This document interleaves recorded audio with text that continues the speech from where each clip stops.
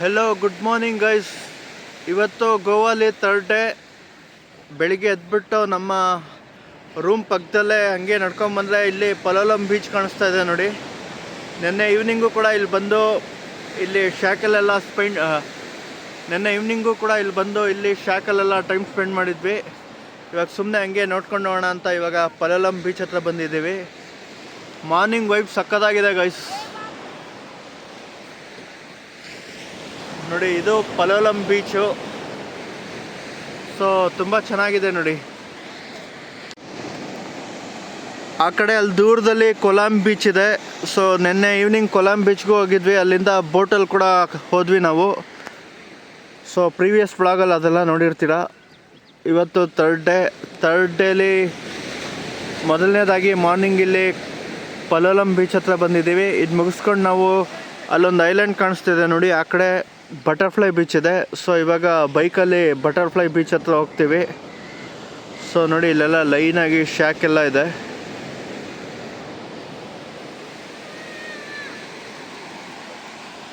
ಒಂದಷ್ಟು ಜನ ಫಾರಿನರ್ಸ್ ಎಲ್ಲ ನೀರಲ್ಲಿ ಆಟ ಆಡ್ತಾ ಇದ್ದಾರೆ ನೋಡಿ.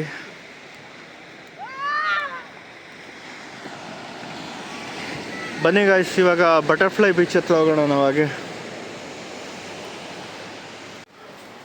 ನೋಡಿ, ಇದೇ ದಾರಿಯಲ್ಲಿ ನಾವು ಬಂದಿದ್ದು ಗೈಸ್. ರೋಡ್ ನೋಡಿ ಎಷ್ಟು ಚೆನ್ನಾಗಿದೆ. ನಮ್ಮ ಬೆಂಗಳೂರಲ್ಲೂ ಈ ಥರ ರೋಡ್ಗಳಿರಲ್ಲ, ಗೋವಲ್ಲಿ ರೋಡ್ಗಳು ಅಷ್ಟು ಚೆನ್ನಾಗಿರುತ್ತೆ.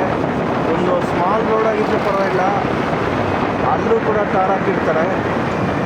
ಸೊ ರೋಡ್ಗಳು ಮಾತ್ರ ತುಂಬ ಚೆನ್ನಾಗಿರುತ್ತೆ ಗೈಸ್. ಬಟರ್ಫ್ಲೈ ಬೀಚ್ಗೆ ಹೋಗಬೇಕು ಅಂದರೆ ಅಷ್ಟು ಸುಲಭ ಅಲ್ಲ. ಈ ಥರ ಆಫ್ ರೋಡಲ್ಲಿ ಒಂದು 3-4 ಕಿಲೋಮೀಟರ್ಸ್ ಹೋಗಬೇಕು. ಅದಾದಮೇಲೆ ಲಾಸ್ಟಲ್ಲಿ ನಮ್ಗೆ ಬಟರ್ಫ್ಲೈ ಬೀಚ್ ಸಿಗುತ್ತೆ. ರೋಡ್ ನೋಡಿ ಎಷ್ಟು ಅಡ್ವೆಂಚರಸ್ ಆಗಿ, ಎಷ್ಟು ಥ್ರಿಲ್ಲಾಗಿದೆ. ನನಗಂತೂ ಸಿಕ್ಕಾಪಟ್ಟೆ ಖುಷಿ ಆಗ್ತಾಯಿದೆ. ಯಾವ್ಯಾವ ಪ್ರಾಣಿಗಳಿದೆಯೋ ಗೊತ್ತಿಲ್ಲ ಈ ಕಾಡಲ್ಲಿ. ಅವ್ರು ಯಾರೋ ನೆನ್ನೆ ಬೋಟವರು ಮಾತಾಡುವಾಗ ಕಾಡಲ್ಲಿ ಹುಲಿ, ಚಿರತೆ ಎಲ್ಲ ಇದೆ ಅಂತ ಹೇಳ್ತಿದ್ರು. ಸದ್ಯಕ್ಕೆ ಯಾವುದೂ ಬರದೇ ಇದ್ದರೆ ಸಾಕು. ರೋಡ್ ಮಾತ್ರ ಸಕ್ಕತ್ತಾಗಿದೆ ಗೈಸ್. ಗಾಡಿಯಲ್ಲಿ ಹೋಗ್ತಾ ಇದ್ದೀವಿ. ನಡ್ಕೊಂಬರ್ಬೇಕು ಅಂದರೆ ಒಂದು 1/2 hour ತಗೊಳುತ್ತೆ ಅಟ್ಲೀಸ್ಟು. ಗಾಡಿಯಲ್ಲೇ ಒಂದು 10-15 minutes ಆಗ್ತಾಯಿದೆ guys. Welcome to Butterfly Beach. ಒಂದಷ್ಟು ದೂರ ಈ ಕಡೆ ಫಾರೆಸ್ಟಿಂದ ನಡ್ಕೊಂಬಂದಮೇಲೆ ಡೈರೆಕ್ಟಾಗಿ ಬಟರ್ಫ್ಲೈ ಬೀಚ್ ಹತ್ರ ಎಂಟ್ರಿ ಕೊಟ್ಟಿದ್ದೀವಿ ನೋಡಿ. ಜಾಗ ಅಂತೂ ಸಕ್ಕತ್ತಾಗಿದೆ ಗೈಸ್. ಒಂದಷ್ಟು ಜನ ಎಲ್ಲ ಬೋಟಲ್ಲಿ ಬಂದಿದ್ದಾರೆ. ಆ್ಯಕ್ಚುಲಿ ಇಲ್ಲಿ ನೀರಲ್ಲಿ ಇಳಿದ್ಬಿಟ್ಟು ಆಟ ಆಡೋಕ್ಕಾಗಲ್ಲ, ಯಾಕಂದರೆ ಡೆಪ್ತು ಸಿಕ್ಕಾಪಟ್ಟೆ ಇದೆ. ನಿಮಗೆ ತೋರಿಸ್ತೀನಿ ಬನ್ನಿ ನೋಡಿ. ಇಲ್ಲಿ ಕಾಣಿಸ್ತಿದೆ ಒಂದು 10 ಅಡಿ ಸ್ವಲ್ಪ ಮುಂದೆ ಹೋದರೆ ಸಾಕು, ಫುಲ್ಲು ಡೆಪ್ತ್ ಇದೆ ಜಾಸ್ತಿ. ಸೊ ಇಲ್ಲೆಲ್ಲ ಆಟ ಆಡೋಕ್ಕೆ ಬಿಡಲ್ಲ.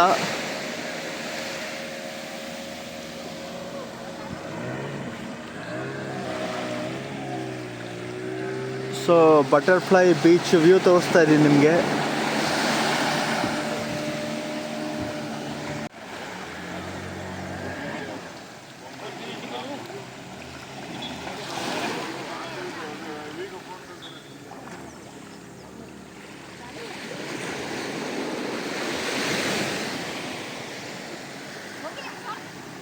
ಸೊ ನಾವಿಲ್ಲಿ ಬೋಟಲ್ಲಿ ಬರೋದಕ್ಕೆ ಅರೌಂಡ್ 700 to 1000 ರೂಪಾಯಿ ತಗೊಳ್ತಾರೆ ಇಬ್ಬರಿಗೆ. ಇಲ್ಲಾಂದರೆ ಈ ಕಡೆ ಬ್ಯಾಕ್ ಸೈಡ್ ಫಾರೆಸ್ಟ್ ಎಂಟ್ರಿ ಇದೆ, ಬೈಕಲ್ಲಿಂದ ಬರ್ಬೋದು. ಜಸ್ಟ್ ಒಂದು 5 minutes ವಾಕ್ ಇರುತ್ತೆ. ಸೌತ್ ಗೋವಾಗೆ ಬಂದರೆ ನೀವು ಮಿಸ್ ಮಾಡದೆ ಈ ಬಟರ್ಫ್ಲೈ ಬೀಚಿಗೆ ಬರಲೇಬೇಕು.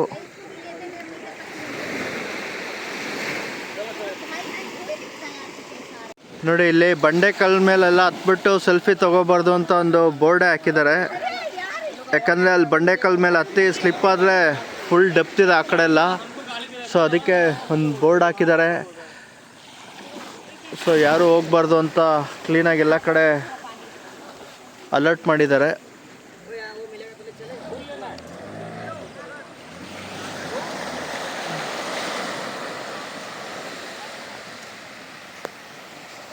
ಸೊ ಇಷ್ಟೊತ್ತು ಬಟರ್ಫ್ಲೈ ಬೀಚ್ ನೋಡಿದ್ರೆ ಇವಾಗ ಇಲ್ಲಿಂದ ಹೊರಟ್ಬಿಟ್ಟು ಬೇರೆ ಬೀಚ್ ಕಡೆ ಹೋಗೋಣ.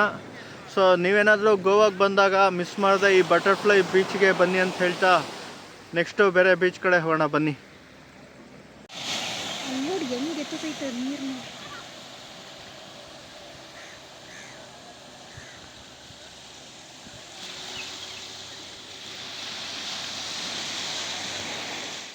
ಗೈಸ್, ನಾವೀಗ ಸೌತ್ ಗೋವಲ್ಲಿ ಅಗೋಂಡಾ ಬೀಚಿಗೆ ಬಂದಿದ್ದೀವಿ. ಸೊ ನೋಡಿ, ಏನು ನೋಡ್ತಿದ್ದೀರೋ ಇದೇ ಅಗೋಂಡಾ ಬೀಚು. ಚೆನ್ನಾಗಿದೆ ಗೈಸ್.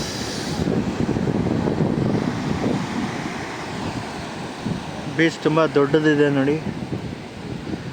ಕ್ರೌಡ್ ಕಡಿಮೆ ಇದೆ, ಬೀಚ್ ಫುಲ್ ದೊಡ್ಡದಾಗಿದೆ. ಅಲ್ಲಿ ನೋಡಿ ಸರ್ಫಿಂಗ್ ಎಲ್ಲ ಮಾಡ್ತಿದ್ದಾರೆ ಆ ಕಡೆ ಎಲ್ಲ ದೂರದಲ್ಲಿ.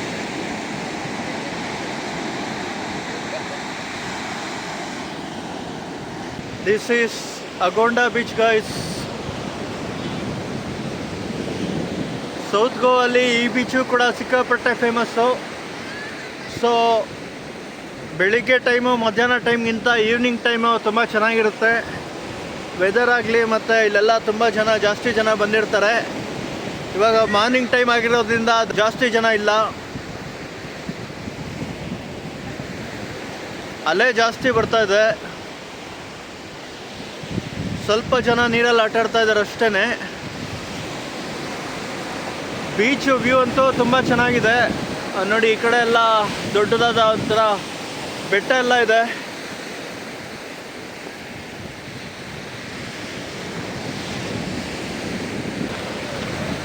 ಅಲೆ ನೋಡಿ ಹೆಂಗೆ ಬರ್ತಾ ಇದೆ.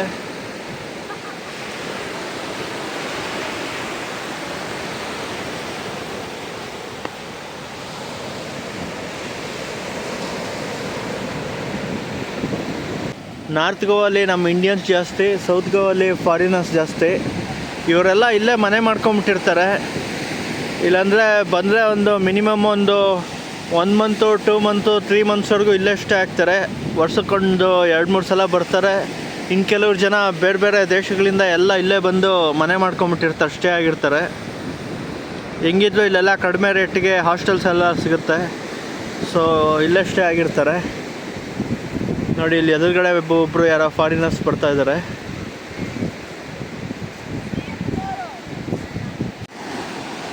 ಬೀಚ್ ವ್ಯೂ ನೋಡಿ ಗೈಸ್ ಹೇಗಿದೆ.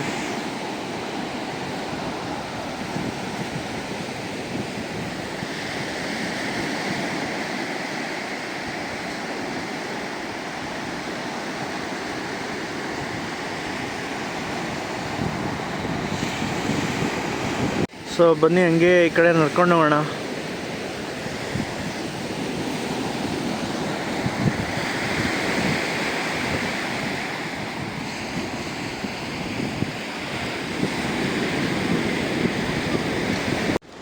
ಇಲ್ಲಿ ನೋಡಿ ಗೈಸ್, ಯಾರೋ ಫಾರಿನರ್ ಯೋಗಾಸನ ಮಾಡ್ತಾ ಇದ್ದಾರೆ.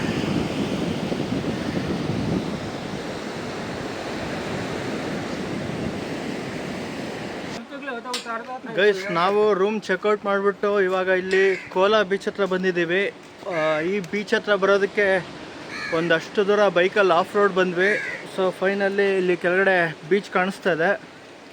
ಸೊ ನೋಡಿ ಅಲ್ಲಿ ದೂರದಲ್ಲಿ ಕಾಣಿಸ್ತಾ ಇದೆ. ಹತ್ರ ಹೋಗಿ ತೋರಿಸ್ತೀನಿ ಬನ್ನಿ ಗೈಸ್. ರೋಡ್ ಫುಲ್ಲು ಡಸ್ಟು, ಸಿಕ್ಕಾಪಟ್ಟೆ ಧೂಳು ಮತ್ತು ಗಲೀಜು. ಬಟರ್ಫ್ಲೈ ಬೀಚ್ ಥರ ಈ ಬೀಚು ಬರೋದಕ್ಕೂ ಸ್ವಲ್ಪ ತುಂಬ ಕಷ್ಟ ಇದೆ. ರೋಡ್ಗಳು ಚೆನ್ನಾಗಿಲ್ಲ ಮತ್ತು ಫುಲ್ ಡಸ್ಟು. ಸೊ ಬೀಚ್ ಹೇಗಿದೆ ಅಂತ ಹತ್ರ ಹೋಗಿ ತೋರಿಸ್ತೀನಿ ಬನ್ನಿ. ನೋಡಿ ಗೈಸ್, ಇಲ್ಲೊಂದು ಹೋಟ್ಲಿದೆ. ಸೊ ಎದುರುಗಡೆ ಬೀಚ್ ಇದೆ ನೋಡಿ, ಕೋಲಾ ಬೀಚ್ ಇದು.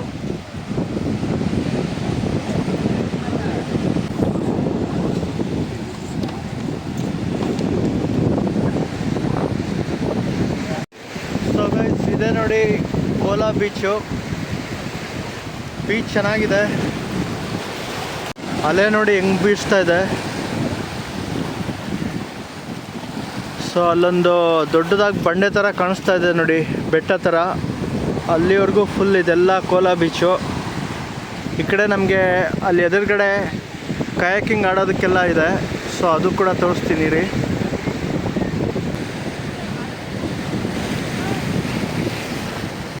ಇದು ನೋಡಿ ಈಗ ಇಷ್ಟೇ ಏನು ಸಕ್ಕತ್ತಾಗಿದೆ, ಫುಲ್ಲು ಹಟ್ ಟೈಪು ಸಕ್ಕತ್ತಾಗಿದೆ. ಇಲ್ಲಿ ಈ ಕಡೆ ಕಯಾಕಿಂಗ್ ಎಲ್ಲ ಮಾಡ್ಬೋದು ನೋಡಿ, ಒಂದಷ್ಟು ಜನ ಕಯಾಕಿಂಗ್ ಮಾಡ್ತಿದ್ದಾರೆ ಆಲ್ರೆಡಿ. ಸೊ 500 ರೂಪೀಸ್ ಅಂತೆ ಒಬ್ಬರಿಗೆ ಕಯಾಕಿಂಗು. ಸೊ ಒಂದಷ್ಟು ದೂರ ನಾವೇ ಬೋಟಲ್ಲಿ ಹೋಗಿ ಕಯಾಕ್ ಮಾಡ್ಕೊಂಬರ್ಬೋದು. ಸೊ ತೆಂಗಿನ ಮರ ಎಲ್ಲ ನೋಡಿ ಎಷ್ಟು ಚೆನ್ನಾಗಿ ಕಾಣಿಸ್ತದೆ, ವ್ಯೂ ಚೆನ್ನಾಗಿದೆ.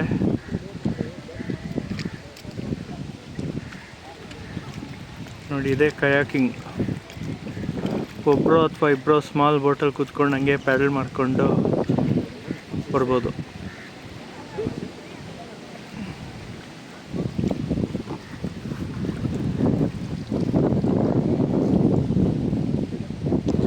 ಬೀಚ್ ಚೆನ್ನಾಗಿದೆ, ಇದು Cola beach. So less crowded beach ಇದು ಕೂಡ. ಕಬೋಡೆ ರಾಮ ಅಂತ ಒಂದು ವ್ಯೂ ಪಾಯಿಂಟ್ ಇದೆ, ಅಲ್ಲೋಗಿ ಎಕ್ಸ್ಪ್ಲೋರ್ ಮಾಡೋಣ ಬನ್ನಿ.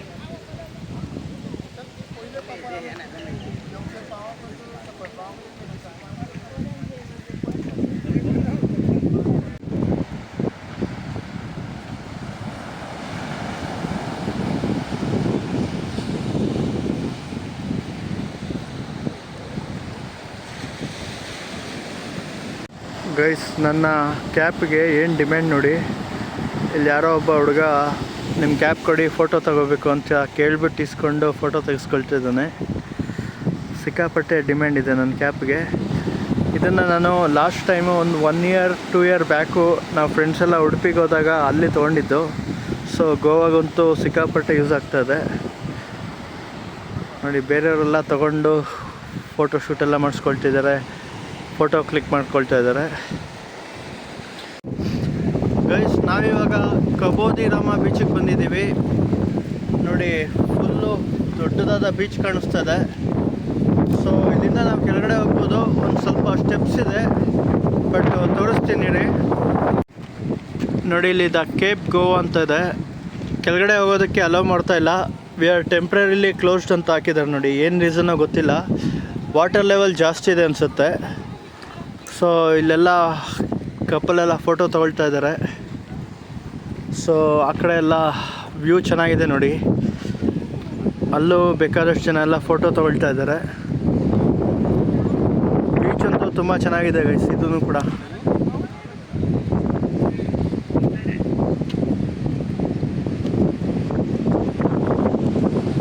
ನೋಡಿ ನೋಡಿ ವಾಟರ್ ಲೆವೆಲ್ ತುಂಬ ಜಾಸ್ತಿ ಇದೆ, ಅದಕ್ಕೆ ಕೆಳಗಡೆ ಹೋಗಕ್ಕೆ ಯಾರನ್ನೂ ಬಿಡ್ತಾ ಇಲ್ಲ. ಸೊ ಫುಲ್ ಬೀಚ್ ನೋಡಿ ಎಷ್ಟು ಚೆನ್ನಾಗಿ ಕಾಣಿಸ್ತಾ ಇದೆ. ಕಬೋದಿ ರಾಮ ಬೀಚ್ ಇದು ಸೌತ್ ಗೋವಲ್ಲಿ. ಸೌತ್ ಗೋವಾಗೆ ಬಂದರೆ ಈ ಬೀಚ್ನೂ ಕೂಡ ನೀವು ಮಿಸ್ ಮಾಡಬಾರ್ದು, ಡೆಫಿನೆಟ್ಲಿ ಇಲ್ಲೂ ಕೂಡ ಬರಲೇಬೇಕು. ಸೊ ಅಲ್ಲೆಲ್ಲ ವ್ಯೂ ನೋಡಿ ಎಷ್ಟು ಚೆನ್ನಾಗಿದೆ. ಕೆಳಗಡೆ ಹೋದರೆ ಫೋಟೋಗೆ ಸಖತ್ತಾಗಿರುತ್ತೆ, ಬಟ್ ಸದ್ಯಕ್ಕೆ ಅಲೋ ಮಾಡ್ತಾಯಿಲ್ಲ. ಕೆಳಗಡೆ ಯಾರೊಬ್ಬರು ಇಲ್ಲ ನೋಡಿ. ಸಿಕ್ಕಾಪಟ್ಟೆ ಬಿಸಿಲಿದೆ, ಎಲ್ಲಿ ನೋಡಿದ್ರು ಬರೀ ನೀರೇ ಕಾಣಿಸ್ತಾ ಇದೆ ನೋಡಿ. ಕಪ್ಪಲು ಫೋಟೋ ತೆಗೆಸ್ಕೊಳ್ತಾ ಇದ್ದಾರೆ ನೋಡಿ. ಇಲ್ಲೆಲ್ಲ ಫೋಟೋ ತೆಗೆಸ್ಕೊಳ್ಳೋದಕ್ಕೆ ಚೆನ್ನಾಗಿದೆ ಇದೆಲ್ಲ. ಸೊ ತುಂಬ ಜನ ಗೋವಾದು ಫೋಟೋಗಳೆಲ್ಲ ಹಾಕಿರ್ತಾರೆ, ಅದರಲ್ಲಿ ಇದು ಕೂಡ ಒಂದು.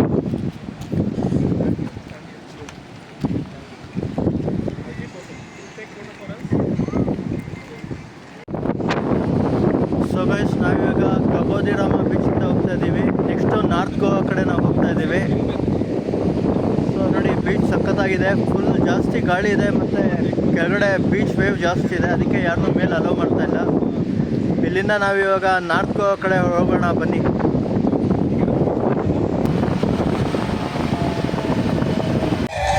ಗೈಸ್, ನಾವೀಗ ಬಾಗಾ ಬೀಚಿಗೆ ಬಂದಿದ್ದೀವಿ ನಾರ್ತ್ ಗೋವಲ್ಲಿ.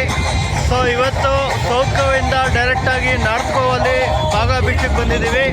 ಇನ್ನೂ 2 to 3 ಡೇಸು ಈ ನಾರ್ತ್ ಗೋವಾ ಫುಲ್ ಎಕ್ಸ್ಪ್ಲೋರ್ ಮಾಡೋಣ ಅಂತ ಬಂದಿದ್ದೀವಿ.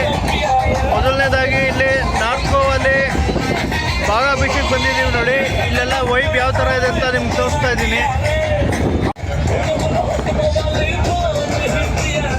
ಗೈಸ್, ನೋಡಿ ಇಲ್ಲೆಲ್ಲ ಫುಲ್ಲು ಲೈನಾಗಿ ಶಾಖಗಳಿದೆ, ಫುಲ್ಲು ಪಾರ್ಟಿ ಫನ್ ನಡೀತಾ ಇದೆ ನೋಡಿ. ಸಿಕ್ಕಾಪಟ್ಟೆ ಕ್ರೌಡ್ ಇದೆ ಗೈಸ್. ಬನ್ನಿ ಹಂಗೆ ಒಂದು ವಾಕ್ ಮಾಡಿಕೊಂಡು ನಿಮಗೆ ಎಲ್ಲ ತೋರಿಸ್ತೀನಿ ಯಾವ ಥರ ಇದೆ ನಾರ್ತ್ ಗೋವಾಲಿ ವೈಬು ಅಂತ.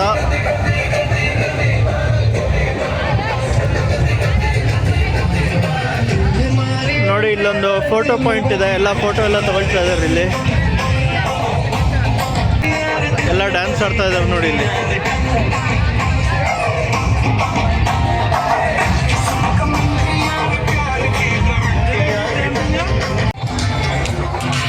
ಗೈಸ್ ನಾರ್ತ್ ಗೋವಾಲಿ ಯಾವ ಥರ ಪಾರ್ಟಿ ಮೋಡ್ ನಡೀತಾ ಇದೆ ನೋಡಿ.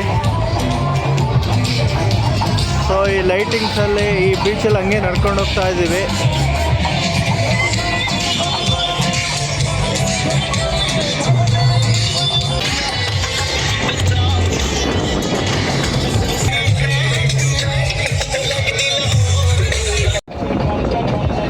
ಗೈಸ್ ಬಾಗಾ ಬೀಚ್ ನೋಡಿ ಎಷ್ಟು ಉದ್ದ ಇದೆ. ಬಾಗಾ ಬೀಚ್ ಅಂತ ತೋರಿಸ್ತಿದ್ದೀನಿ.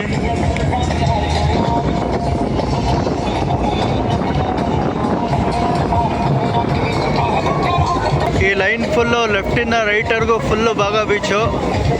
ಈ ಕಡೆ ಎದುರುಗಡೆ ಸಮುದ್ರ ಇದೆ ನೋಡಿ.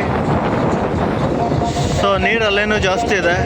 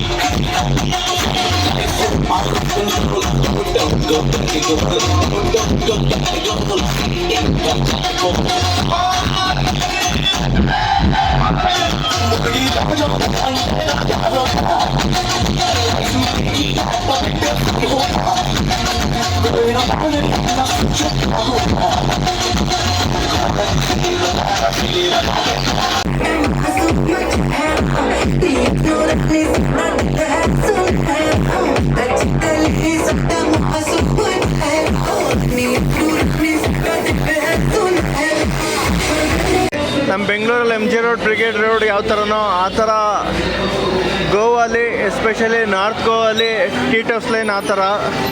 ಸೊ ನೀವು ಇಮ್ಯಾಜಿನ್ ಮಾಡ್ಕೋಬೋದು.